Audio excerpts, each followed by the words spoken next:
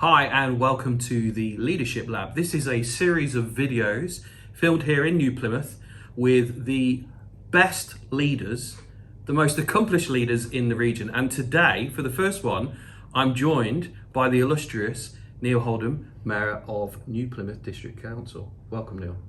Welcome. Wow. No pressure. You feel a little bit nervous? What's that? I was just thinking best leaders. I go, yeah, I think I was on the third phone call. No, you were top of the list. And yeah. the reason why I wanted to start off with interviewing you is you're very outspoken on your views, but you really, really care not just about the job, but the people that you serve. So the first question I've got for you, what's the difference between being a leader and serving others? You know, in this job, it comes with the title leader, right? But I think, you know, I look at what you're doing as you've stepped up to a job. There's a whole bunch of things coming at you, and you just break it down to, right, you know, I often think of a large job as actually a whole bunch of small jobs. Mm-hmm. And so you break it down into the smaller elements and go, well, what can I do? How can we solve this? And I mean, the concept of leadership is not something that I've really ever thought about much. It's really just about, look, I grew up on a farm. So farm boy, get lots of jobs. You start off feeding chickens and pigs. When you get old enough, they give you the heavy machinery. You start mowing lawns and weed whacking. And you carry on doing jobs, and eventually you're helping set up rubbish systems and sewage systems and networks. And in this job, I often think about it, there's two parts of it. Mm. Part of it is the job of leading a governance team. Yep. And that's really about building a team that needs to understand what its kind of vision is and what it wants to achieve. And then part of it is role play. You're a mayor. I mean, some people don't refer to me as Neil. I'm the mayor, which is actually kind of pretty cool. You are this figurehead, and so you've got to respect the history that goes with that. And so this is kind of, I'm pretty comfortable wearing jeans and a shirt and sleeves rolled up, but when you're the mayor, you have to rock up in a suit and a tie. Sometimes I wear a big necklace because it's part of the tradition and the role, and it is literally role play, and there are people that expect that. And you're a public servant. And do you have to get yourself geared up for the difference between what you do on a day? Okay. Absolutely, because when I, like, as I say, my natural style is not involved wearing a tie. Yep. I've often thought about the sooner they've gotten rid of, the better. And most people have gotten rid of them. But when I go, for instance, to lead a council meeting, mm-hmm. I put on the tie, and you become, I'm not Neil, I'm the mayor. You role play, you're quite formal, and you're doing this job, and it's expected of you. Mm. And I mean, I try to bring some of my own personality to it. You definitely, it's the difference between, you know, that whole professionalism at work and chilling out at home on the couch with your boardies and bare feet. And it's obviously a little more pronounced. As I say, I think there's some power to the rituals and those symbols. I think people have they've always had things like mayors. They go back a long time, so it's a big responsibility. So I was going to ask you, what is a mayor? Because you know, I think a lot of people will look at the role of a mayor and just go, well, I don't actually understand. What do you do on a day-to-day basis? Yeah, and if you think about it, so we've got, essentially these councils are the collective public wealth of local areas, and so the boundaries are defined by law, and then you've got 67 councils, and then within those areas they've got various basically public assets and systems and processes, and the mayor is, so one part of it, the governance part of it, is essentially they're body corporates, or, you know, public corporations, and so the mayor has the role of, it's sort of part chairperson, mm-hmm. part sort of managing director, because we have CEOs, but, you know, a normal chair is involved. They spend a lot of time with the CEO, but they're not there full time, whereas a mayor is there full time. You're in there, so and interacting with staff as well. So it's a kind of mix of that, and then there's that kind of community leader when we have things like the Anzac parades and the things. figurehead. Yep, the figurehead. You turn up, and when government comes here, Yep. you talk to them. We try to speak truth to power. Well, so I wanted to speak to you about the government because it's so you're active on social media, which I think for me personally is great, and you are always pushing the boundaries and pushing the envelope and challenging those in authority. I think, from my observation, way more than a lot of people do. When you're down in Wellington and you're kind of pushing for the region, what are you saying and why are you saying it? Yeah, I was warned not to, and I just said I don't care. They've done crap here. This place has been... Look, they invested... I moved up to New Plymouth from South Taranaki in 1984, and as all of that... I remember all of the think big stuff. Like, we literally used to go down to the main road and watch bits of prefabricated factory be taken out to Waitara Valley and Methanex. So they did some real investment there, built the kind of North Gate, the road to build those factories, and we've done really well out of that. They haven't spent any money here since then, and it's pathetic, and they've just creamed it.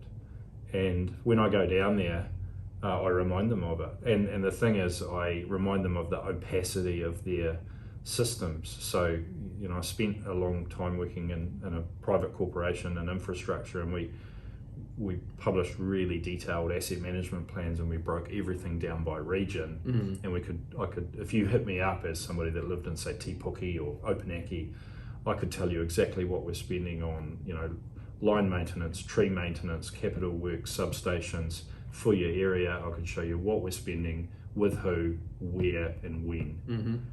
You go to Wellington and say, right, what are you spending on health in Taranaki? And they go, we don't look at it like that. We're dealing with it at a nation's level. And I go, well, how do I know we're getting equity with Auckland or Wellington or Invercargill? And they go, well, we don't care about that because we're just... And I'm like, well, your systems are crap. You should be able to report.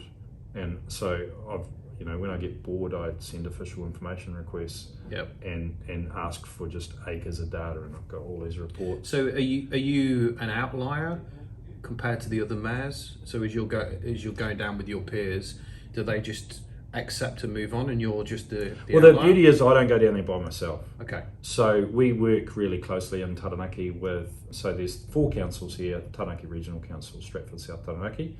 So the Mayoral Forum, that's David McLeod, Phil Nixon, Neil Holdom and I, and also with our iwi leaders. And we've got kind of Liana Potu and Leanne Horo and Mike Neho from down south. So generally there'll be a couple of us go, but we reflect the region, both the kind of councils and iwi.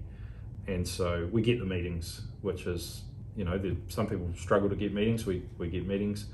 We're really focused on what we want to do, and we get some results sometimes, and other times we don't. How do you know, coming back from those meetings down in Wellington, whether they've been a success or not? Well, we plan for them, and if you got all of the points across, and you judge by their response, but ultimately you know when they're successful when the budget announcements come. So this is the first in the series of the Leadership Lab. I'm here with Neil Holdom, Mayor of New Plymouth District Council. Because we're talking about leadership, Neil, as you reflect on your career, can you remember the time when you either knew for yourself or because somebody else pointed out that you were in fact a leader? Look, I suppose I'm in this role. And that was probably when it dawned on me, when I was probably a couple of years into this job, that whether you like it or not, you are. So it's not something I've kind of thought about a lot. It's been more about just achieving goals and getting things done. I made an observation to him about some management that he'd been, it was really good. And I said, how did you manage that? And he goes, it's interesting that you noticed.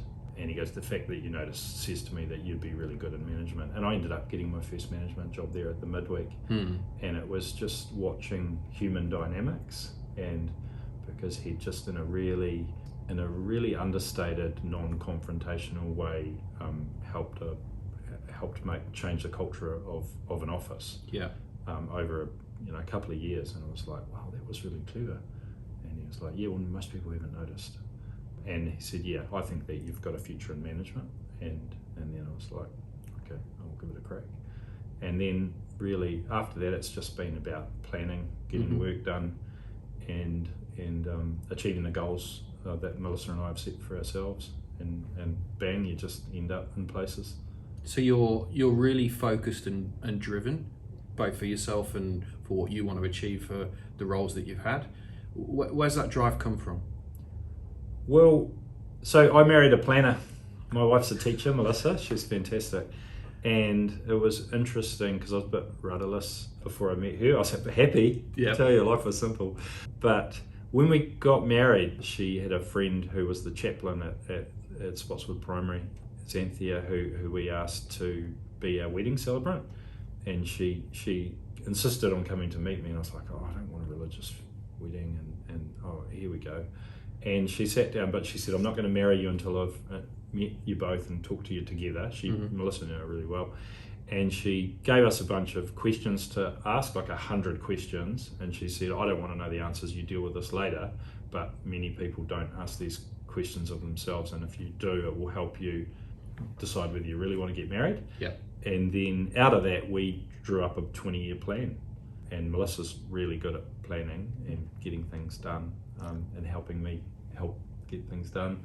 And so we wrote a 20-year plan, and that kind of set the template for where we've both ended up. And we've hit those goals. We haven't been married 20 years yet, but we achieved the goals, all of them, by last year. And was being mayor one of the goals? No. So how did that happen? What's the story in you becoming mayor? Well, look, it's a long story, but if you broke it down to, I've got some really good friends, and they always do this to me.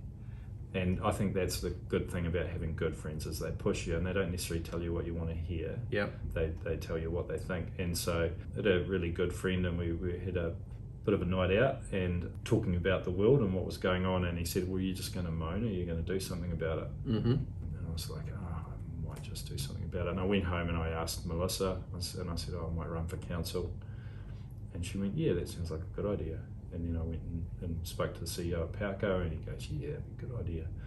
And then just a whole bunch of stuff fell into place, and basically a whole bunch of people said, we'll help. Mm-hmm. And I said, and I ran for the by-election. I got 5th. That was my goal, two people got in, Harry and Roy. I was 5th, but I went from no one knew me at all to, oh well, I managed top 5 just. Yep. And then at the next election, someone said, oh, you should put your name in for the mayoralty, you'll get a bit of profile, it'll help you get on the council. That was the objective, was get on the council. Put my name in for the mayoralty, thinking that Richard Handley would become the mayor, and then accidentally got elected. It was a bit of a headache, really. Melissa was pretty annoyed with me. I remember ringing her up and going, I was at a BMX track with a couple of kids, and I said, oh, I got a new job. And she goes, which one? And I was like, it's the mayor. And she was like, what a disaster.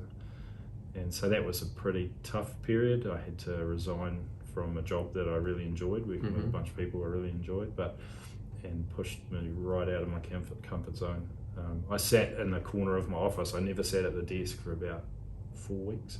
I just sat, there's a big table in my office, and I just sat at the far end of it, just thinking, oh shit, what have I got myself into? Mm-hmm. But again, good friends, and got some good people around me, got some good advice, and stumbled through. So through the last 5.5 years, what's been the biggest challenge that you've had to work through or overcome, and what's the thing that you're most proud of? So, well, the challenge, I think, is councils are very bureaucratic, and it's if you think about it, you're code cracking almost. Mm-hmm. You've got to understand how the machine works. Yep. So the challenge is learning, and it's not, the council doesn't operate in isolation. So it's interacting with central government and the business community and all of the rest of the community. So it's almost trying to understand the scale of an enterprise that's got sort of 16 different service lines. Mm-hmm. You know, before you can start, thinking about what it should do, you've got to understand what it is and how it works. With everybody having an opinion as well. Yep. And it's complicated and quite deep and steeped in kind of history, tradition. Mm-hmm.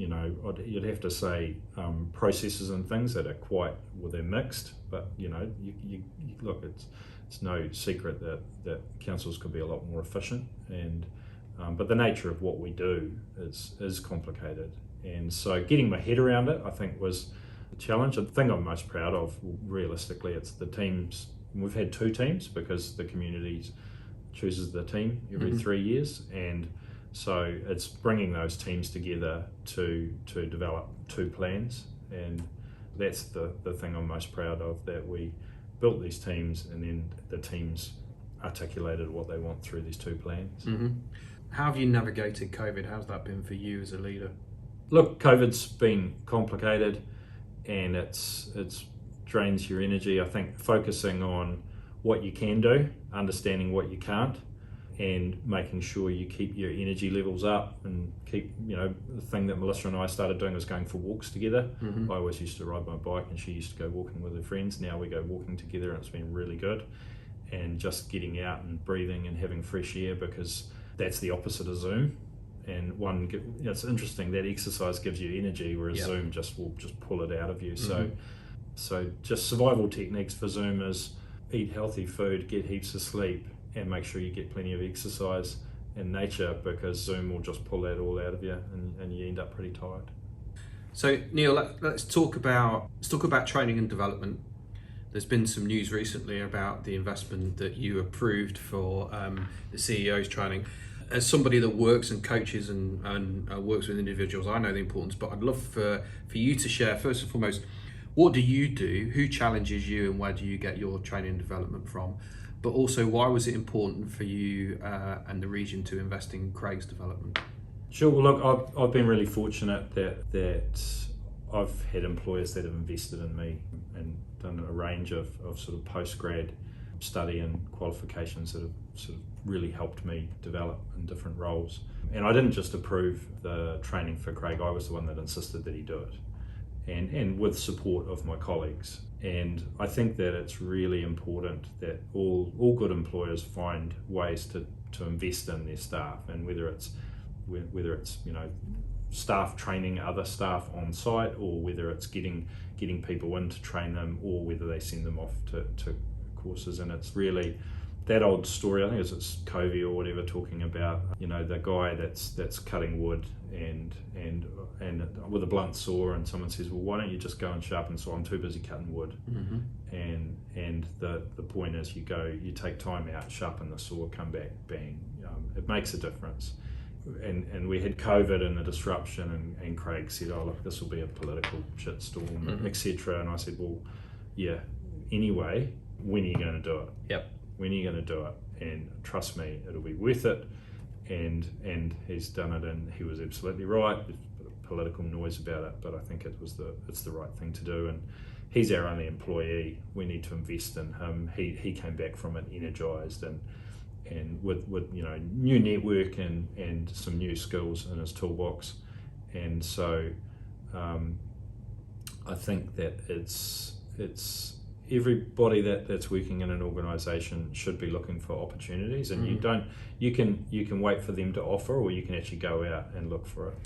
But it's something that I think is important, and as I teach my kids as well, every day is an opportunity to learn something, and I never stop around here. I often talk about this aspect of it's not about having our questions answered, it's about having our questions questioned. Who questions you? Where does your challenge come from? Everyone. I mean, that's one of the good things about this role is you've got 88,000 managers. So, it starts at home. So I've got a wife who's very confident and quite independent. She's the most qualified person in our household, so she's always questioning. And my kids, the scrutiny, there's no one who put as much scrutiny on you as your children.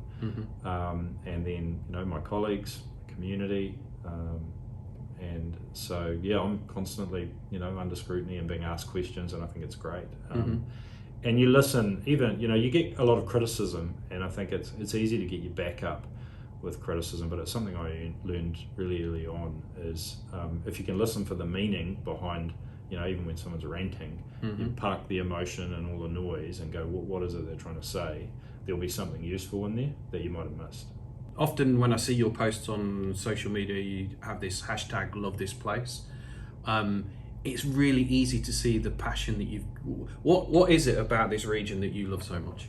Well, I just think if you look at the life that Melissa and I have been able to create for ourselves and for our kids, there's opportunities here. It's a pretty fantastic place. We do love it. When we got married, one of the conditions, there's no contract without conditions, was that Melissa's mum never snipped the umbilical cord, so she said you're never allowed to leave. That's all right by me. That's a pretty cool place. Yep. So yeah, it's a great place, and you can see that energy and enthusiasm here has manifested in a really high quality of life, with high quality public facilities and high quality organisations, and people here have high expectations, but they have that kind of the skills and levels of commitment to deliver on that. From a leadership perspective, who are the people that have inspired you or influenced you through your journey? Yeah, well, I mentioned Lance, who was kind of a great mentor when I worked at the newspapers. When I came to work at Powerco, there's a bunch of really good people. Nigel Barber and Richard Crowe, Paul Goodeve, Karen Frew, then and they kind of shaped me, provided critical feedback. Obviously my wife's a very formative influence, and my dad. If you were to go back 20 odd years, maybe at the time when you were kind of at the newspaper, what's the one piece of advice that you'd give yourself? Oh, just trust your instincts. I love the book Dune. My dad's a big sci-fi reader, and they've remade into a movie. And Fear's the mind killer, and I think fear and self-doubt are what stop people from doing stuff. And I mean, the best definition of hell I've heard is that you on death you meet the you could have been if you lived without fear. And so just trust your instincts. Do you think that's leaning into all of that and having that mantra? Do you think that's maybe why some people don't like you or don't understand your tenacity and your style? Possibly. I basically think what people think of me is none of my business. I don't lay awake at night looking for validation. Yep.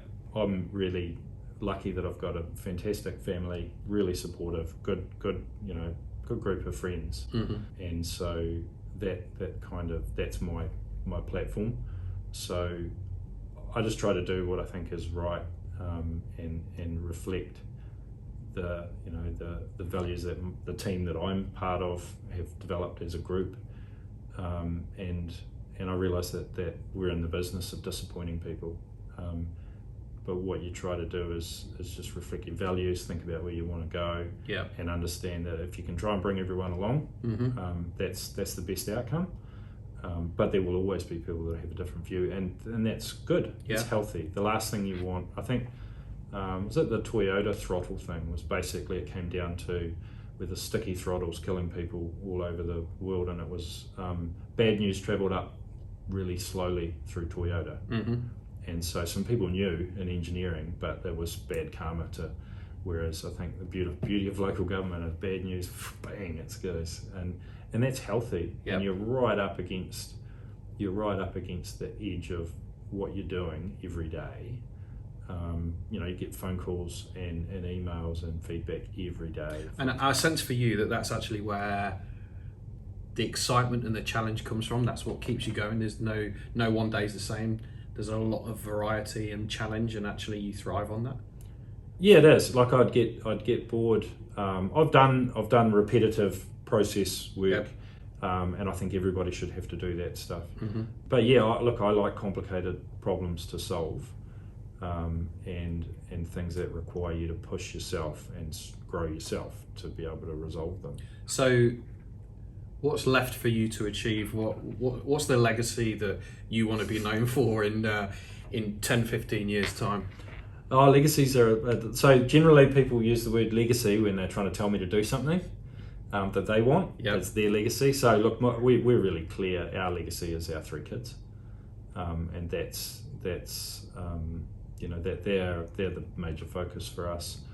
But in terms of work, there's a huge amount of work to do. I think that local government is really important, and right now it's under threat. I think that local decision making it's more efficient than central efficient in terms of the allocation of resource and the outcomes. And we've got an ambitious program of work, and we've got an important role to play in the community, and I want to make sure that that NPDC is like really well positioned, because if I think of one of the things about living here is you can see that people that from the past paid some stuff forward. They put more in than they had to make things better for the next generation, and my goal is that the organisation is more efficient, the things that we've built are to a high quality that'll be lasting and underpin that really high quality standard of living of the people that live here. Neil, thank you for joining me in conversation today. This is a series that we're recording where I'm interviewing local leaders and understanding a little bit more about their leadership, their style, their organisations, and the value and the input that they have here in New Plymouth and wider. Thank you for joining us.